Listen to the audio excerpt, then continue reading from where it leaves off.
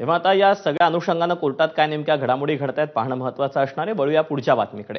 शिंदेंच्या शिवसेनेचे नेते रवींद्र धंगेकर यांनी एक्सवर ट्विट करत 230 कोटी रुपये गोठवण्यात यावेत अशी मागणी केली। पुण्यातील जैन बोर्डिंग हॉस्टेलच्या सगळ्या ट्रस्टींना बरखास्त करा अशी मागणी देखील रवींद्र धंगेकरांनी केली। जैन बोर्डिंग ट्रस्टच्या विक्रीमध्ये जी 230 कोटी रुपयांची रक्कम ही बिल्डरकडून ट्रस्टला मिळालेली आहे ती रक्कम गोठवण्यात यावी। जमीन चोरी करणाऱ्या टोळीला धडा शिकवण्यासाठी ही रक्कम गोठवा अशी मागणी धंगेकरांनी केली आहे।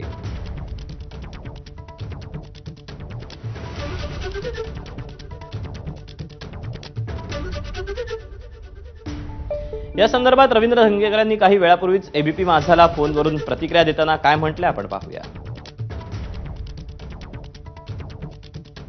त्याच्यामध्ये जो जैन बोर्डिंग जो व्यवहार झालेला आहे त्याच्यामध्ये सगळी नियमितता म्हणजे कुठल्याही पद्धत शासकीय यंत्रणा धागर ठेवून त्या पद्धतीने हा व्यवहार केलाय।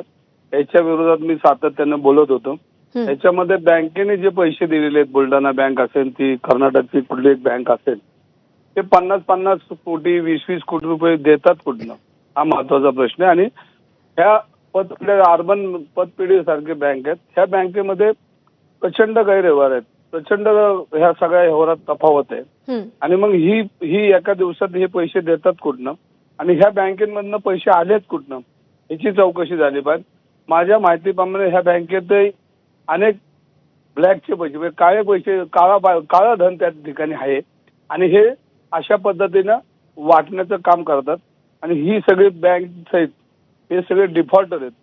याची पोलीस खात्याकडून चौकशी होऊन ह्याच्यामध्ये पूर्णपणे याचा सोक्ष मोक्ष लावल्याशिवाय ह्या बँकेला बी हे पैसे अदा करताना सरकारने ह्याच्यात लक्ष घातलं पाहिजे। आणि हे जो व्यवहार झाला यांच्यावर पोलीस केस महत्वाची केली पाहिजेत आणि त्याच्यामुळे सगळं पितळ उघडं पडेल आणि ह्याच्यामध्ये ब्लॅकचे पैसे बी आपल्याला सापडतील। पण धंगेकरजी असं आहे की हे 230 कोटी परत करण्यासाठी विश्वस्त बांधील नाहीत असं म्हटलं गेलंय। जर ते गोठवले तर ते विश्वस्तांना सुद्धा मिळणार नाहीत, साध्य काय होणार आहे यातून?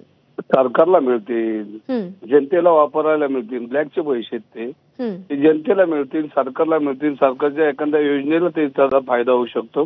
गोठवले म्हणजे ते काय पलीकडे कुठे जाणार आहेत का? हे ब्लॅकचा पैसा सरकारकडे जमा होईल आणि तो धर्मदायाला तो वापरता येईल।